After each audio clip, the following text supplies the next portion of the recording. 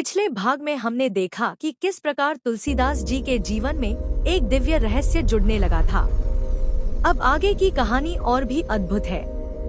कहा जाता है कि तुलसीदास जी जब श्री राम का नाम लिखते थे तो वह अपने आप मिट जाता था। इस रहस्य से वे बहुत चिंतित हो गए थे। लेकिन इसी समय उनके जीवन में एक दिव्य मोड़ आया।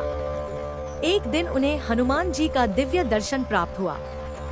हनुमान जी ने उन्हें समझाया कि यह सब कोई साधारण घटना नहीं है, बल्कि भगवान श्री राम की लीला का हिस्सा है। इस दिव्य दर्शन के बाद तुलसीदास जी का मन पूरी तरह बदल गया और उन्होंने श्री राम की भक्ति को अपना जीवन बना लिया।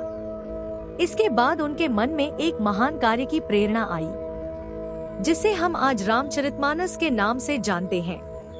उन्होंने सरल भाषा में श्री राम की लीलाओं को लिखना शुरू किया ताकि हर व्यक्ति इसे समझ सके।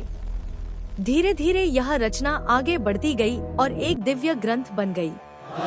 जब यह रचना यह केवल एक किताब नहीं रही, बल्कि भक्ति का महासागर बन गई। और यही भक्ति की धारा अब हमें ले चलती है उस दिव्य कथा की ओर, जहाँ जन्म हुआ धर्म, सत्य और मर्यादा के प्रतीक का, जहाँ पृथ्वी पर अवतार लिया स्वयं भगवान श्री राम ने।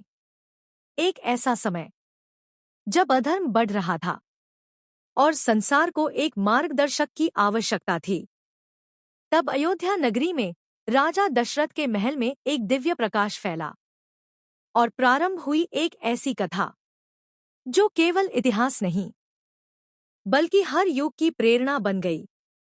अब शुरू होती है श्री राम की अद्भुत गाथा। लेकिन उस रात कुछ ऐसा हुआ जिसने पूरे अयोध्या का भाग्य बदल दिया। आसमान में अजीब संकेत दिखने लगे। देवता भी मानो किसी बड़ी घटना की तैयारी कर रहे थे। और फिर एक चमत्कार होने वाला था। क्या सच में धरती पर भगवान का अवतार होने वाला है? कौन आने वाला है जो अधर्म का अंत करेगा? जानने के लिए देखना मत भूलना पार्ट 3, क्योंकि अब होने वाला है राम जी का दिव्य जन्म।